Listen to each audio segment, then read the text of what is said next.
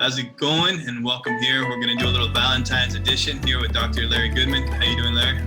I'm doing amazing. This is actually the pre. There's still time if you haven't bought your card, your chocolates, your present, whatever. It's not too late. Valentine's Day.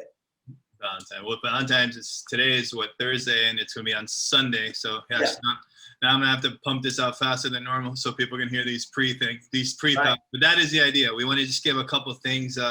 We want to call this basically the Valentine's benefits and detriments. It's just kind of the pros and cons, or just everything, but end in a nice note. So we'll have all the benefits in the end. So before we start, anything on Valentine's benefits and detriments?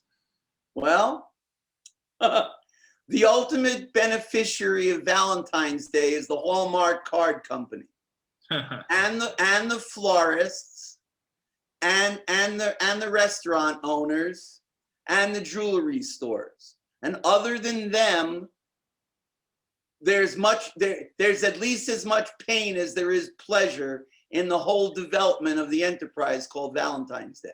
Yeah, I agree with that. Well, let's go right into these. So we'll just say, I have a bunch of these questions about 5, again, detriments, and I have 5 benefits, and we'll just go through some of them. I'll share some of my things, some of my thoughts on it, and your experience as well. And the first one, and one that I saw a lot in the detriment side, is comparing. There was a lot of, especially with social media and mainstream media, what I saw is this one statistic said 65% said social media either made them feel jealous or stressed out. 34% said they got jealous. 31% said that they got stressed. So comparing what others do, what so-and-so did, differentiate. Everyone has a different, everyone has a different love language. Everybody has a different thing. What are your thoughts on this? Well, listen. In the comparison game, the first question that begs to be asked is bigger better? Like, is the bigger diamond the better diamond? Right. Like, is the taller guy the better guy? In women, it's all about the breasts and the boobs. Is bigger better? And the answer is, it depends on what you mean, and it depends on for what, and it depends on how old you are. Because who you say it in front of? Just kidding. Yeah. Well, but when you've been around a few 24 hours, what you get to find out is that what was bigger and beautiful in your 20s, by the time you get to be 40 and beyond, bigger is not necessarily better. Right. It's true. Yeah, it is true.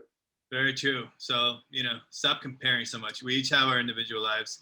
And then just to be cute for a moment, it's been said by many wise men that anything bigger than a handful is a waste anyway. All right, moving on to question. The detriment number 2 is making plans on the day of, or people that are more organized. Because some people forget, and then you have the other ones that are more organized that plan ahead. So what happens is that a lot of people are going in debt for high-priced things, and on a packed night in a hot spot, and they're probably even a place that they wouldn't even have gone on a normal night. So what are your thoughts on that? So remember I said the florists, right? Right. So imagine a commodity like a dozen roses that is suddenly, spontaneously, for 24 hours worth 2 to 5 to 10 times more than it was the day before, and then it'll be the day after. Yeah. This is the definition of insanity. And then the restaurant thing, if you're a foodie and you haven't made your reservations already, especially now in this post-COVID, pre-COVID, whatever COVID world is that we're living in, if you haven't made reservations yet, you're not going. I have bad news. You're just not going. Because with the seating limited and the food limited and space at a premium, if you didn't make reservations yet, give it up. Stay home and have a nice, quiet, romantic dinner at home with the one you love. Yeah, that's pretty much it. Yeah, because that's basically my third detriment is basically that, is bargaining, the the flower prices and then negotiating, and on top of that is getting the delivery back to you. Like, make sure they calculate the delivery, and then you're just like, I'll settle for the next day, because they always tell you, well, I'll get it there the next day, or we'll try to for a premium price. Yeah, so the issue to the whole thing is love was never intended to be transactional. Yeah. If your love life with the love interest in your life is dependent on what you manage to put together for Valentine's Day, you have a bigger problem than you know. Yeah. But this just brings me to the number 4 detriment.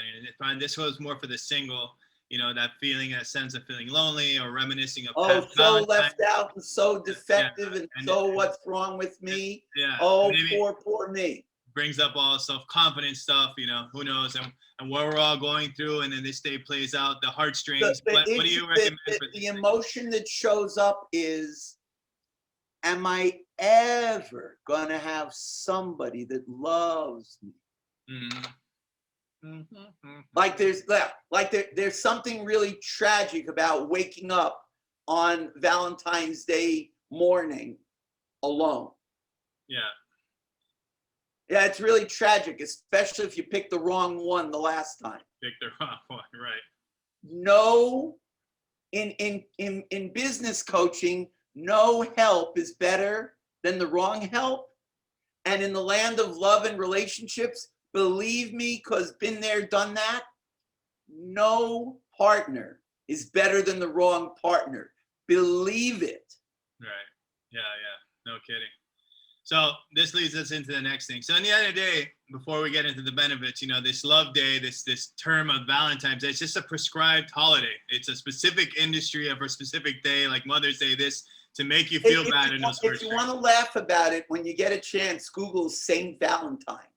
Saint Valentine? Oh, yeah, because it has nothing. It has nothing to do with flowers or restaurants or jewelry or any of that. Yeah, we defined it. Well, Hallmark defined it. So they could sell cards. That is true. And many more things. So quickly into the benefits now into the lovey part. So we can make this end on a good note. So the first one I have in here is acknowledging and expressing yourself with words. I think in a way of, like, you know, aside from the hustle and bustle of trying to get reservations or all this, I think something in my own life until, like, it brings out this thing of actual words, like expressing yourself. I love you. You look so beautiful today. I love you, what you're wearing. I'm just saying, like, general stuff of saying, like, you know, hey, this outfit looks really good on you. And then it brings up that this is it should be more than this. Like, why this one day am I declaring all this love? Because a lot of us don't do it. Sometimes I don't see it.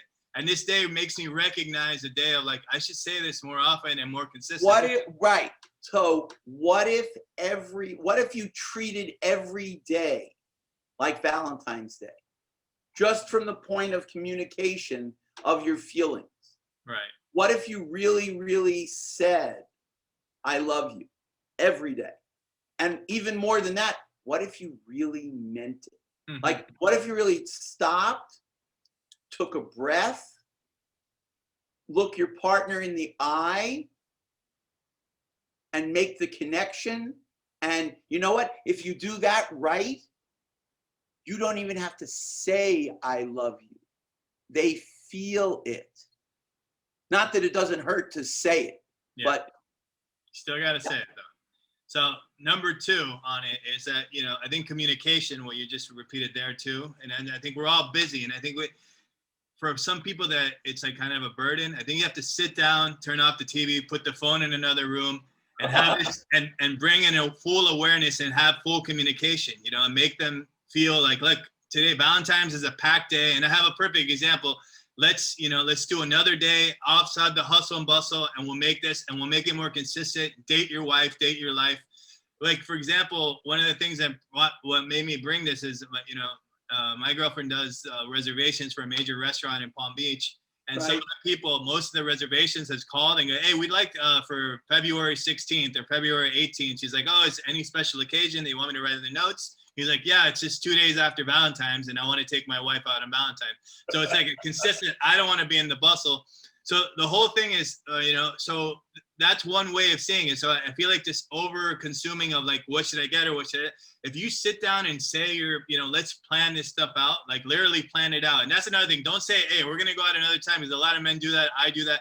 Plan a day, plan an hour, plan a specific, get a babysitter, whatever it takes. This is the day we're going to do it.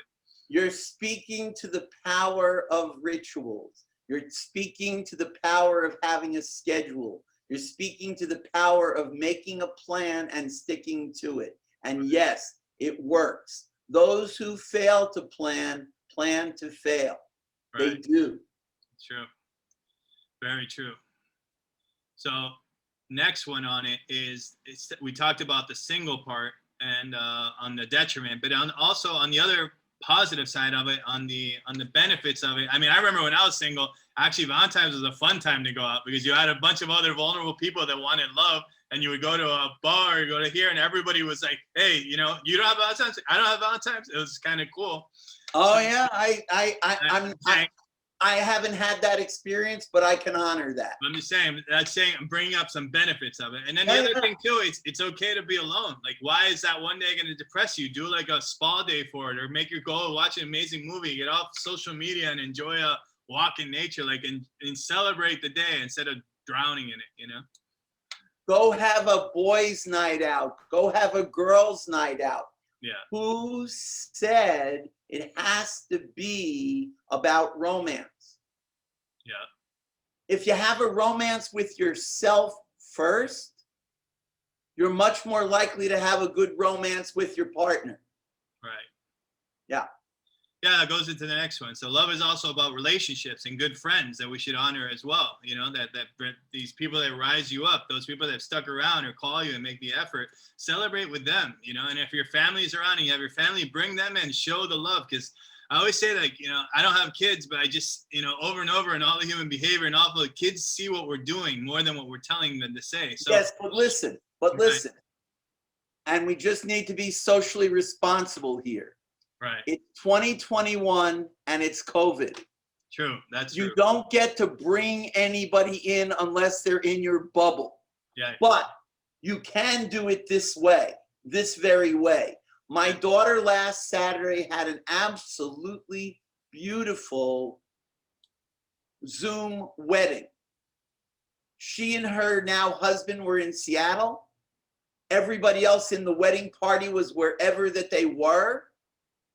They live streamed the wedding, and everything was in accordance with whatever the heck is going on right now. The important thing was the feeling, the emotion. They wrote their own vows. It was beautiful. Right. If you want to have a life worth writing about, I'm going to leave you with this thought. If you want to have a life worth writing about, start writing about your life. Very true. Well, don't take Valentine's so personal, but do some of these things with your life and be honest and communicate, show your love language. And I say again, when I'm saying this stuff, I'm saying with your family, your unit, your people. So be responsible with these times. If it doesn't feel good, you're probably not doing it right. Exactly. Well, have a good Valentine's. Hope you got your reservation, or hope you got a little beach picnic. Do something, or don't do anything. Wait a couple days after, but stick to your word and do it. Stick to your word and do it. Excellent. All right, buddy. That's our good little segment. Talk to you later. Happy Valentine's to all. If you're saying there, sir, happy post, and hopefully it was a good one. Take care, buddy. Talk to you later.